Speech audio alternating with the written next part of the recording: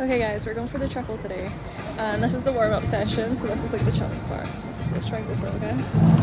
Guys, this is how badly I messed up filming the triple, is that this is the closing time song, so I'm just gonna have to have like 2 seconds of footage here, but this is the warm-up. So for part 1 of the triple, sports hall complete. Right, we're on part 2 of the triple and it's going so freaking well right now, so let's get some clips here. This is the weekend day. Welcome.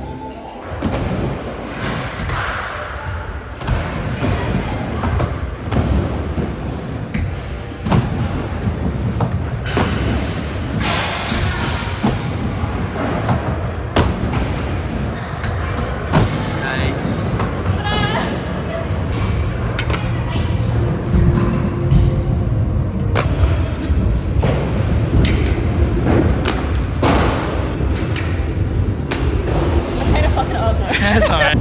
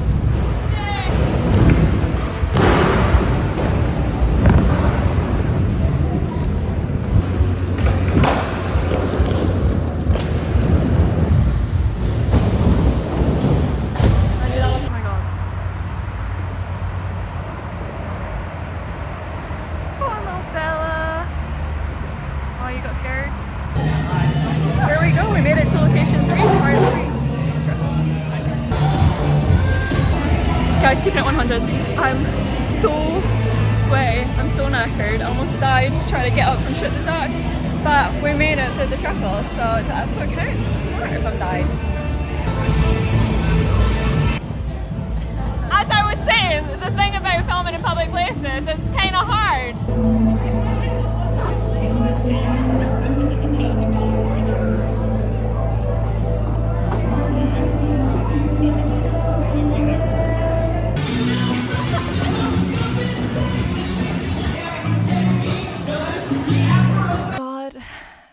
It was good.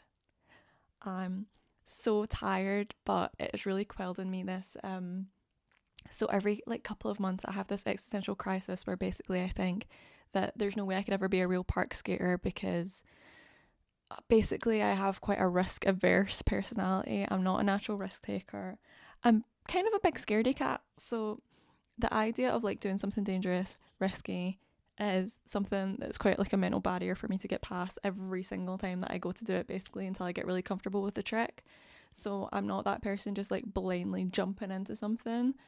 I'm working my way up to every single little trick really gradually, and sometimes you see people and they just seem like such a natural talent, they just have such an awareness of their body, they're so athletic from other avenues of life. That is not me. And it makes me feel like I'm just a big poser because I'm a big scaredy cat, and sometimes I can't make myself get past the mental barrier, and it takes me sometimes a really long time to learn and land a trick regularly. Other times like something just clicks, and yesterday was one of those sessions where I really gave myself time to warm up and like get to where I was comfortable with things, and yeah, some stuff that I'd been struggling with for a while clicked into place and it felt amazing, and it makes me wonder why I ever doubt myself, because so long as I have like a good time, at least most of the time I go to the skate park, that should be enough. But I don't know, for whatever reason I have some kind of imposter syndrome about it, which I feel like has only been made worse by the fact that I've dabbled my hand in a bunch of different types of skating to try them out. I know for a fact I don't like jam. I just don't like dancing. I'm not good at it and it doesn't come naturally to me, and I don't really enjoy it. I get kind of bored of it. And then I really enjoyed artistic skating for a while, but I realised through doing that I really like learning like a trick, and I don't really like learning choreography. So I would enjoy learning like a one-footed spin, say, But as soon as it came to sort of like putting that in a routine and putting it to music, I really lost interest. Again, I guess it comes down to that like choreographed element. Not to say that when you're at park you're never like thinking about the line, but I don't know, just like having to have everything perfectly timed with music, and it just didn't really feel like where I was at. So what I found myself doing instead was like going to a roller disco and like busting out one waltz jump, say, and like just feeling really happy with that, just when it felt like I wanted to do it, as opposed to doing it as part of a choreographed routine. So when I started park skating a little bit, and it was like you could just learn all these tricks in isolation and then just whip them out whenever you feel like it felt like the perfect thing, and I leaned into that, and I got gradually more of a park setup on my skates. I got wider trucks, I got harder wheels, I got like a flat boot instead of a heels boot, so that like jumping onto stuff for slides and grinds would be like a little bit easier. Ultimately, I can't really do either of those things super well yet. So like when I really leaned into that setup and I was still struggling with the same old stuff, and like I would do a trick perfectly a couple of times and then just have a mental block about it for months, about like just not being able to get past that fear factor, which I think is like a very normal thing, especially if you've had injuries, which I have had. A couple of unrelated injuries that made me very aware of the limitations of my body, and then like a couple of park specific injuries when I first started out, that were big enough to give me that sort of fear of like spontaneously things can just happen.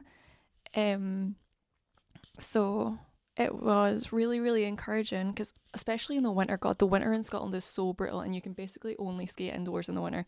And I know this was an indoor skate session, but it's like these things cost money, and like you can't get extra practice in basically outside for any of the winter. So now that like we're kind of back to spring, start of summertime, to feel like I actually do have a handle on some of these tricks, and like I can do things, like I am a capable skater. I can learn park tricks, and I think I just set the bar way too high for myself, and I put way too much pressure on myself. And you know, I'm someone with anxiety. I have had really bad social anxiety. I have performance anxiety. So yeah, like as soon as I'm with a group of people and I feel like any pressure from them as well to perform, which is so silly, because even if people are encouraging me and they're like, you can totally do this, I just put more pressure on myself in that situation. Or if I feel like alienated, if it feels like a very male dominated space and everybody's really locked in, and then I'm like one of few girls in the park, it can be a lot. So anyway, the triple was incredible. I feel like I've yapped for like 6 minutes. But I'm trying to get used to this, okay? It's fine. So today I am getting ready, and I'm gonna go have some dinner with friends in the big city, and then we are gonna draft some rookies for our Fantasy American Football League. So hopefully I get who I want to get, and I'll catch up with you guys later. Okay, love you all, angels. Mwah. The hair clip is killing me. I'm still very much getting used to filming, and it turns out that the rear facing camera on your phone is exponentially better quality than the front facing, but it is so hard to see if you're actually in frame, right? So that's annoying. I don't want to take like a million takes of my real life, so I'll try and get better. But right now, so a lot of these clips you'll notice they're like flipped because it's a selfie camera. Anyway, the other thing is that like selfie camera, so you know, you can set it up so that it basically mirrors you, so you see yourself on selfie camera like how you would see yourself in a mirror, whereas with rear facing camera it shows you as other people see you, so you're not flipped. And God, I find that so jarring. I think I have such an asymmetrical face, and I try and be chill about it, but sometimes it really throws me. And then I always try and remember, like, okay, well, you love John Turturro. John Turturro has a really asymmetrical face, and he is a king, and like the fact that his mouth is like sort of more like upper slanted on one side is a really endearing characteristic of him. It's really handsome, so like you can chill out. You don't have to like be so convinced that you are going to be like a hideous monster if people see you like not flipped. I'm working on it, guys. All right, I'm working on it. P.S. Got these mics. I know that you don't have to hold it like this. Like, it is a good mic. I could clip it on here. I could magnet it on. But it's kind of nice to just sort of like hold a wee prop, you know? I like it. And look how cute it is. It's lovely. All right. I need to get ready for this dinner, so I'll catch you all later.